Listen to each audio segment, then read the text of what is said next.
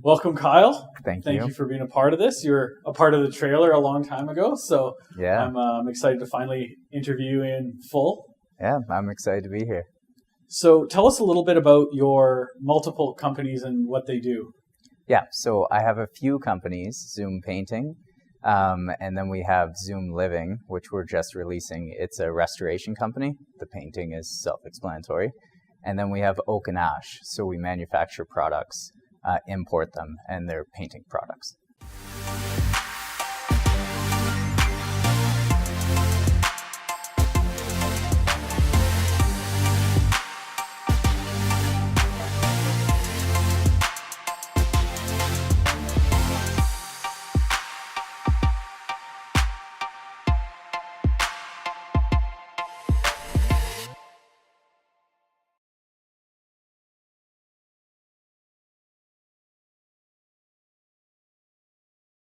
So you started out in painting when you went to look at an apartment, I believe. How did that go? Yeah, so the backstory, I'm from New Brunswick, and I went to school actually for audio engineering. And I was going to school, and I was looking for a place to stay. So I was viewing an apartment. It was 10 o'clock at night that they said we could go.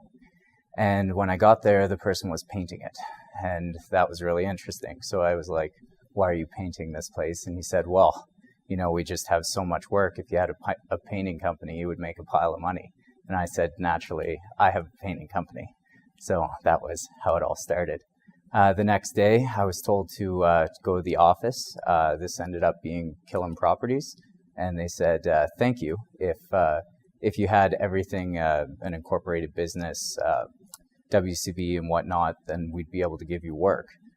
But you'll have to come back next year. And I said, can you give me till the end of the day? They said yes. I called back at noon, had everything, and I was working for Killam Properties. Wow. Yeah, it was cool. You must have moved really fast to get all the stuff you needed then, hey? I moved very fast, all the time. So then what brought you to Calgary? A friend offered me a place to stay, a couch.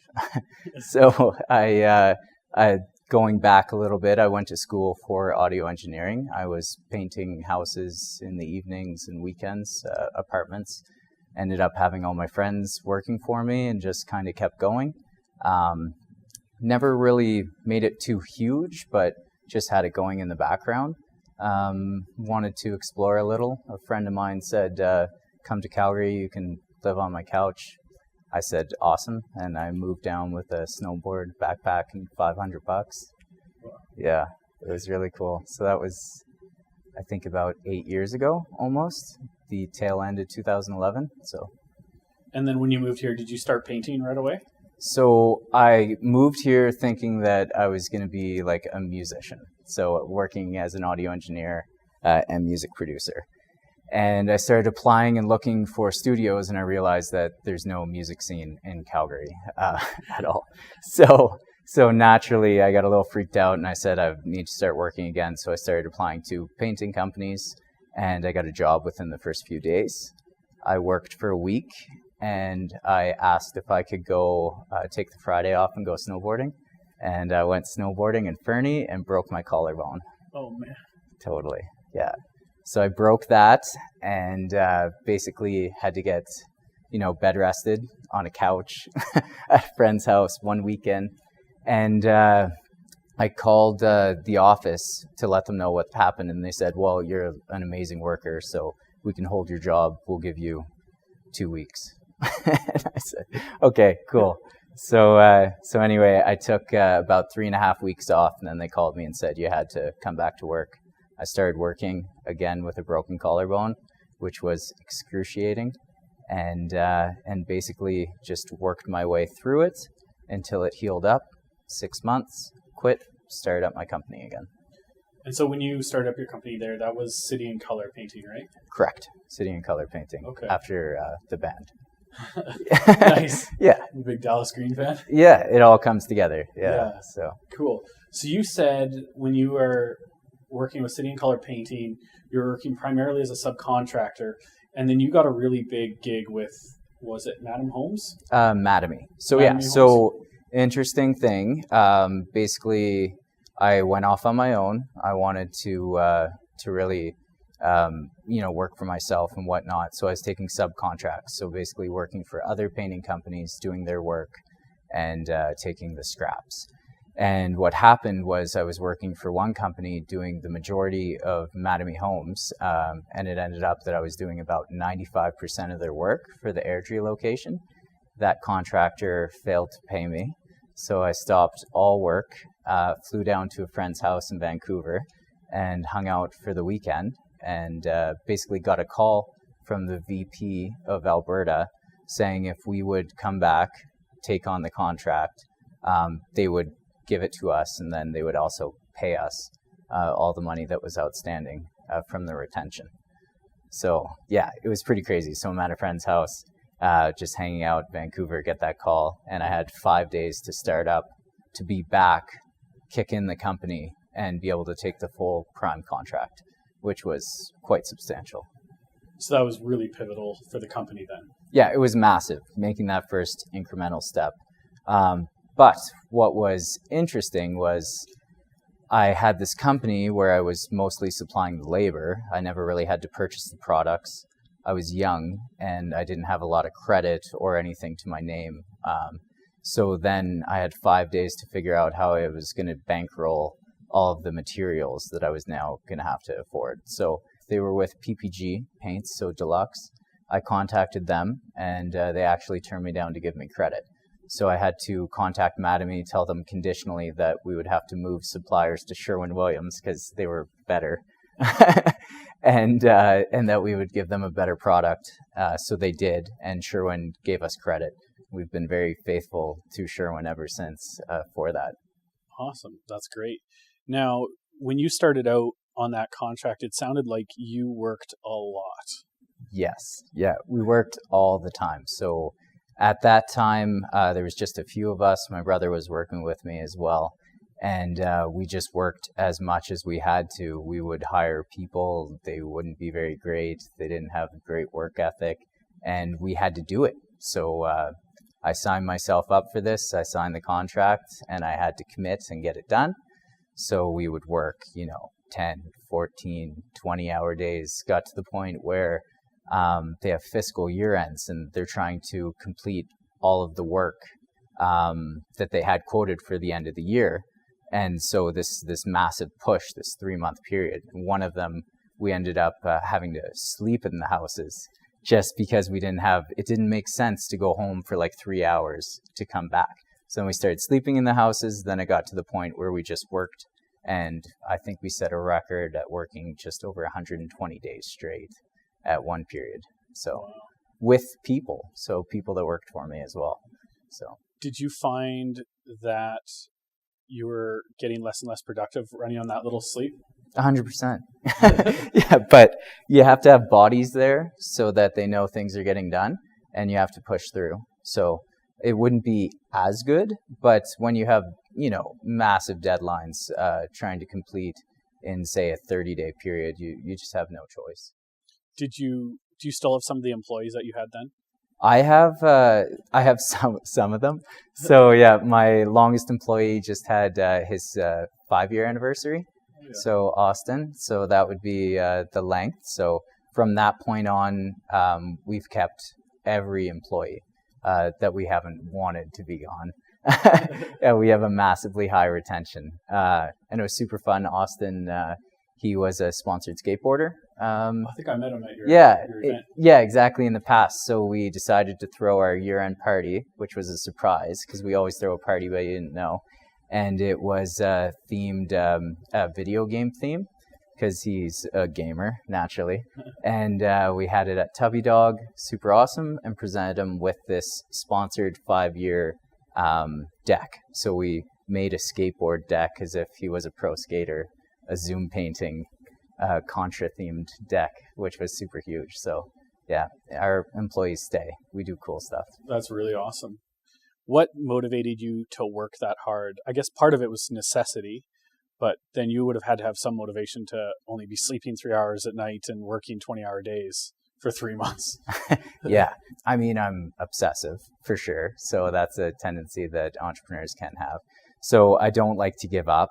And I guess if you see a little bit of the light, you just keep kind of pushing through. So this was my shot. I didn't want to let it down, so I was going to do whatever it took, and die trying. You mentioned you had some issues with hiring along the way and getting the wrong people and learning to get the right people. What challenges came along with hiring, and what did you learn? Oh, I learned so many different things. It's hard to hire people. In the beginning, you have no idea. So our new mantra is, we're not in the business of great painters. We're in the business of great people. Any asshole can paint. So we hired a lot of assholes. We hired a lot of just great painters, bad people, things like that. So it was this big learning curve to figure out the difference between good people and good painters, what somebody says and what they actually do is action, and what's that like unique fit for us in culture. So I don't know, hiring people has been a huge learning curve the whole time. So I feel like we have it down now. So what traits do you look for when you're hiring people? So the biggest thing we're looking for is a talent. Typically, if they've learned something on their own, or like if they're a musician, singer, songwriter, if they're ice skater, hockey, any type of sport, anything like that, they have the ability to learn on their own, as well as they have the ability to deal with failure, which are really critical. We're not great at telling people what to do, so we want them to be able to figure things out. We want them to be able to deal with issues as it comes up and whatnot. The other thing that we're really looking for is common sense. So an alignment of common sense, because common sense is not so common. So if we can figure out through the past on how they've dealt with situations and things, then we can find if we align. And if we align, then I know when a small question comes up or something like that, I know they'll solve it on their own. Helps me sleep at night, and it helps me not micromanage. Right. Now, you said, like a lot of businesses, you had issues making payroll at times and dealing with payroll, and that was a struggle for you. How did you overcome that? The payroll struggle, I mean, we've all had times where we've put it on our credit card. That's a common thing I hear in the entrepreneurial struggle. So coming with it is just the ability to forecast and understand. So revenue is vanity, profit is sanity, and cash is king. So once you understand that you're not just chasing the money, and you understand the pipe and where the money's coming in, what your forecasted expenses are, that's where I really got control of the struggle of payroll. But we're a rapidly growing company. With a rapidly growing, expanding company, our receivables are always growing as well. And then if you just have one client that's a little bit late, it can just trigger all of this. So it's they call it like the 40-mile march, putting out your 40 marks, so to try and build up this stockpile of cash that you might need in case something goes wrong. So right now, saving money has been like the biggest relief for cash flow. So you mentioned previously that you're from an entrepreneurial background. Your dad was an entrepreneur. What did he do? So my father basically started out with a friend of his that was a painter. He was creating artwork, and my father was brokering the deals to sell it to on display and then taking commission. And then what happened was he saw video games come out, and he said, this is going to be something.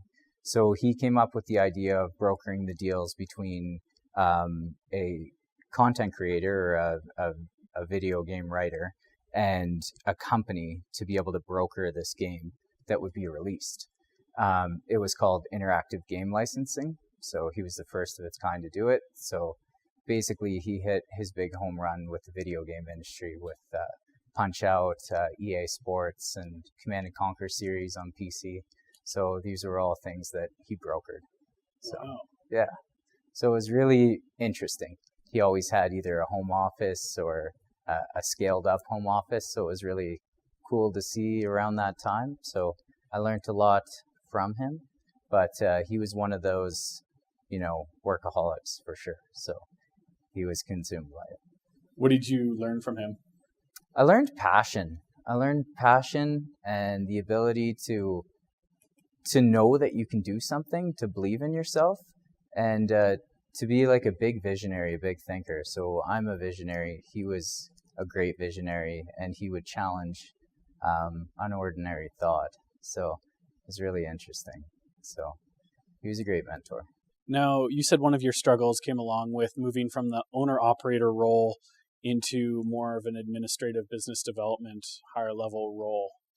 Yeah. What did that look like for you, and what advice do you have for entrepreneurs who are making that transition? So I found that struggle to be one of the biggest. So where the company was growing, I'll walk you through it. So my company's growing, we're painting all these houses, and I have to do all the invoicing. So I'm invoicing and dealing with the paperwork and emails. I'm doing that in my vehicle in the evening when I stop and at home. And then as we expanded and grew, that invoicing was starting to take up time in the morning, and then it would take up time at lunch. And I got to the point where, that was the invoicing and client-facing relationships were taking up the majority of my time. And I had to make this choice to move off of any type of being on the tools. But I battled with it because I was scared that once I moved in that direction, I wouldn't be in an income generating position. So it was like the really biggest struggle. You're always wanting to be on the tools to try and make the money, but your work is calling for you not to be. So at that point, I realized that I needed an assistant. I basically brought in an assistant to take on that role, the invoicing duties, so that I could be on the tools and still income generating. But then I got to the point where I realized I had to manage this assistant. I had to manage the relationships, and I realized I had to come off the tools again. And I found that that was the biggest point of the tipping point, I guess, of a business where, you are going to be in control of it. You're not income generating, and you have no choice but to expand and grow, hire more people, take on more work, so that it can offset your income, and then offset this assistant income, and then offset the next division, and so on. So that was definitely the tipping point. Trying to understand, does the business generate enough profit to sustain your income when you're not working? Or is it only when you're working that it's doing that? So, you got to find that balance of the right time to move out of the business. Because sometimes you want it to be right now, but it might not be in the cards, right? So the profit line has to cover your salary, then it has to cover the other salaries that you expect to put in, or else the company won't be profitable. So during this time, you're obviously working really hard, putting in a lot of hours. How did that affect your friendships and relationships? So they say that every 7 years you lose 50% of your friends. I'm all about the statistics now. So I probably lost all of them in a couple. Yeah. So I didn't really have any time for friends, but I did make time for my relationship. So my fiance, we're still together. We have a wonderful relationship. We have an amazing 3.5-year-old daughter and one more baby on the way. 2020 wedding, in case you're wondering. But I really made sure that didn't suffer. I always wanted to have that. But my fiance is an entrepreneur as well, so we got it. The limited amount of time that we might have, but we have the time now, so that's great. So what advice do you have for entrepreneurs in terms of knowing your credit and managing debt and using debt? With that big transition of where we're, working on the tools and then working our way out of the business, and we're in a non-income generating position, you can tend to make mistakes along the way. Maybe you're short on payments or things like that, or lapsing through. But the thing is that as your business is growing, you're going to rely on your own personal signature. You're the co-signer of everything. So if you don't have a strong credit score, you're not going to be able to get what's needed to expand and grow.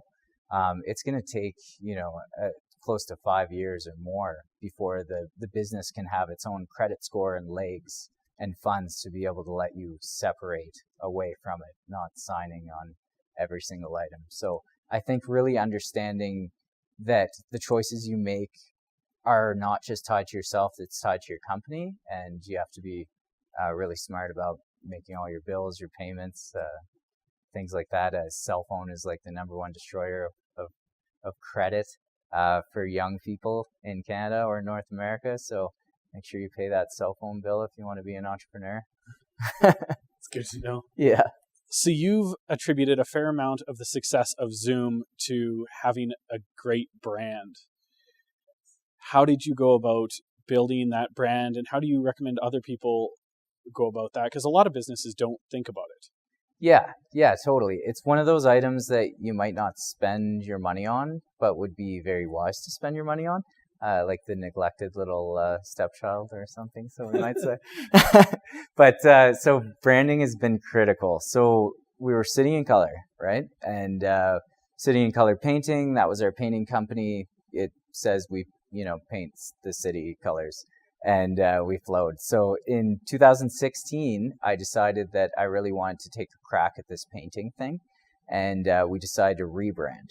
So we rebranded as Zoom Painting because Zoom says we're fast, but we never have to say we're fast. So then we're competing with the other companies that are able to paint things very quickly.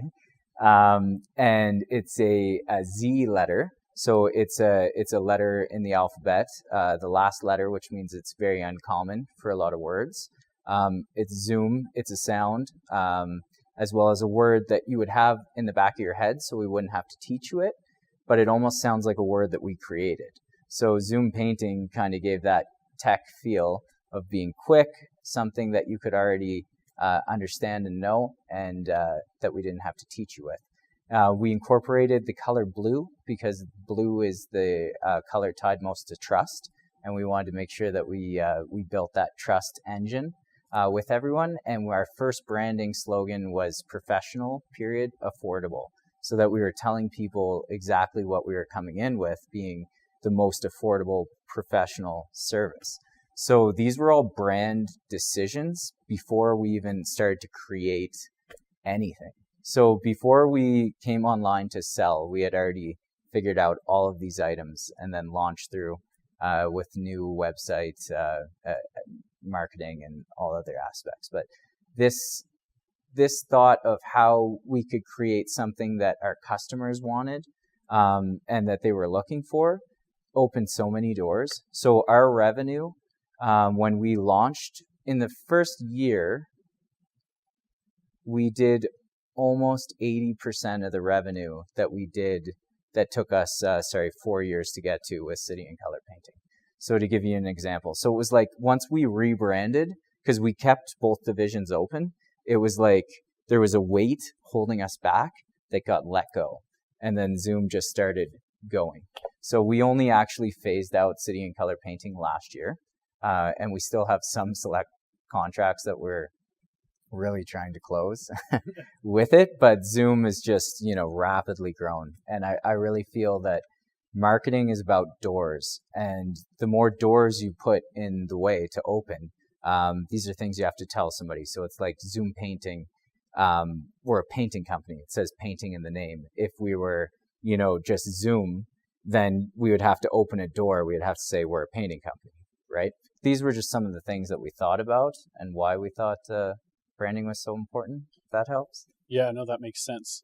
So what advice do you have for people just starting out in business to building a successful brand? So I really think it comes down to that analogy of the doors. So the least amount of doors that you can put in the way to open, the more successful you're going to be.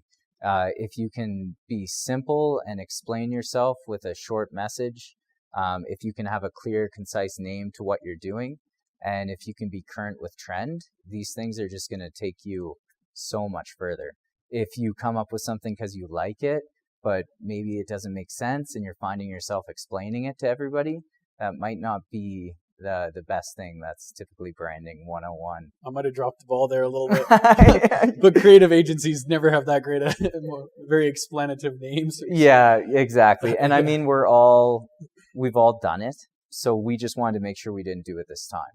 So Zoom was calculated, it was thought out to the point where we don't even really believe that phone numbers are so important. Mm-hmm. So we actually branded ourselves as zoompainting.ca.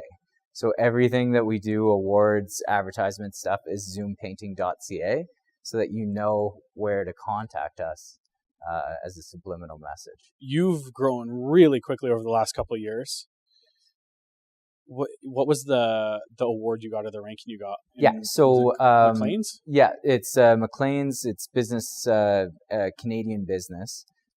It's the Growth 500, which is like the Inc. 500 of the US, and we came in the 86th fastest growing company in Canada. That's impressive. Yeah, thank you. That was really big, and we've continued to grow, so we know we'll be on it again this year. So that's super awesome. Maybe a little bit lower. I believe part of your success in the rapid growth was due to you figuring out how to pitch large buildings and large numbers of units, right? Yeah. So yeah, there's a few different points of the success, but probably the biggest one was understanding, like, we were looking at all these places that we're working, and we have to drive and commute in between each one of them. And all that commuting and driving is unbillable time. So it was eating into our profit margin, as well as we have to sell a ton of small sales to cluster into our annual gross revenue.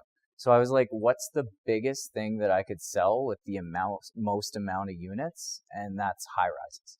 So urban density is our market, vertical multifamily. I'm a firm believer that as the cost of living goes up, we will go up as well. And people are congregating into these cities, these meccas. So that's what our play was on. So we went after high rises. It just made natural sense. So it's the biggest contract with the most amount of units that we could sign. And the great thing about high rises too is that we're bidding sometimes up to a year away. And what that gives us is like the ultimate job security, because we know instead of we're painting a house and we know we've got work in 2 weeks, we know that we've got work in a year or 2 years or whatever it may be. And as anyone knows in construction, even flow or the ability to forecast work can be quite scary. So it solved a lot of things for us. You said your efficiency and productivity really changed when you had your daughter.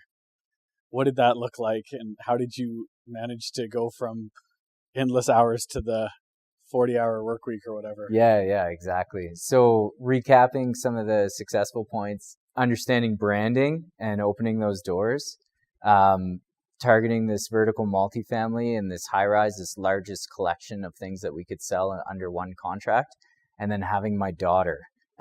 And now coming to terms with, I don't want to be a bad dad. So I want to be there. So I'm going to stop work at 4:30, and I'm not going to work the evenings. I'm not going to work the weekends. And how am I going to get this done? And then that was the final learning of working smarter, not harder. And that was just really the tipping point of the final piece of my success. So yeah, I'd probably say I owe the most of it to Olivia and Leah. Definitely. What kind of practices did you need to implement to cut your hours down like that and become more effective? So from that point, I started really understanding departmentalizing. So creating the different departments and organizational workflow for my people. Being able to not micromanage, so you're not able to manage everyone else's workload, to delegate appropriately. There were so many things I learned. I mean, it all started with just like forcing myself to turn off my cell phone for periods of time, and then figuring out how am I going to deal with the backlash after. And then that really just teaches you a ton of delegation. You have to get other people to handle it, and then with that, then it starts coming in with systems and processes, org charts, the flow of work. So many things came in. So I don't know how to perfectly describe it, but just forcing myself not to work, naturally you're going to figure it out, right? You figure out anything. So where do you see your companies and yourself in 10 years? Sitting on a beach. In 10 years, we're going to be, we're already multiple cities, so we'll be multi-country. That'll be our focus. Right now we're manufacturing select materials, so we're doing the disposable products, the tape and the sleeves. We're going to continue to do that. And we've been implementing some technology, so systems to run our contractors, to run our company. So we'll be utilizing that. So multi-country with this connected supply chain. That's where I see it. Sounds very exciting. I'm excited to see where you go, and I'm excited for you to have another kid. Thank you. Yeah, it's coming soon. I'm sure you'll have to lose some sleep for a little while. Definitely, yeah. But I'm sure I'll be even stronger, working less, so smarter, hopefully. Awesome. Well, thank you so much for being a part of the show. I really appreciate you taking the time. Thank you. Happy to be here. Our first sponsor is Syndication, which is a video production company that I started. We do video production and online marketing for businesses of all sizes, ranging from solopreneurs to Fortune 500 companies. Our second sponsor is Gravity Cafe. They've been gracious enough to give us their space. The coffee's awesome. They have live music 3 nights a week. The beer's great. It's an awesome place to come hang out. Another sponsor of the Ambition Project is Business Link. Business Link is Alberta's entrepreneurial hub. They are a nonprofit organization that helps people navigate the steps towards starting their own businesses. Just because you're in business for yourself doesn't mean you're in business by yourself. Business Link's team of in-house startup experts are there to support you all along the way. Our next sponsor is the Better Business Bureau. Your BBB helps businesses build visibility, credibility, savings, leads, and community through BBB accreditation while funding free marketplace services with more than 1 million instances of service to consumers every year. Visit bbb.org/Calgary to learn more today.